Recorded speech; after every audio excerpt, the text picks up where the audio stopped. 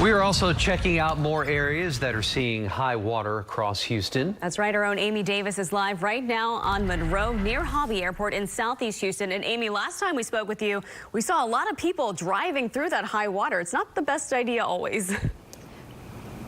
Not the best idea, and this is why. This is now the 8400 block of Monroe. See this car right here? Stalled out. We are told that this area started taking on water, and it started rising here at about 10:30 last night. This is the parking lot of a gas station here in the 8400 block of Monroe, right near Hobby Airport. And a lot of these vehicles, we're told this red car was able to get out of the floodwaters, and the car was still running, but that this car stalled. We know all this because this gentleman, Adam, sitting in this very low-profile vehicle right here, pulled in here last night at about 10:30, and he has not moved since. He said he's seen the water rise, even though the rain has stopped since last night at 10:30. Adam, thanks so much for talking to us. You're sort of hanging out here. Why? Yeah, because when we got in over here the first time, it was just a bit flooded around 10:30, and I couldn't, as you see, my car is pretty low profile, so I couldn't get it back on the street, and the water being raising since then.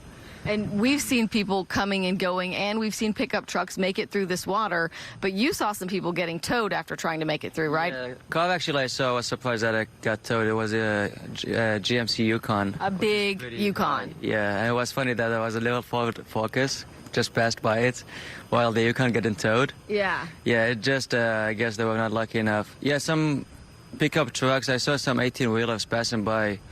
And if you see an 18-wheeler might pass by like in a minute, you'll see that the water is actually almost like 3/4 of the tires, covering of the 3/4 of the tires. Over the tires. All right. Well, good luck. We'll be hanging out here with you for a little bit this morning, trying to wait for this water to go down. And so if you, I don't know if you heard that, but basically he said a Yukon flooded while a Ford Focus made it through. So you just don't know. It's not a good idea to drive through this high water. Andy, Tanaya, back to you. Yes, definitely not a good idea. Thank you, Amy.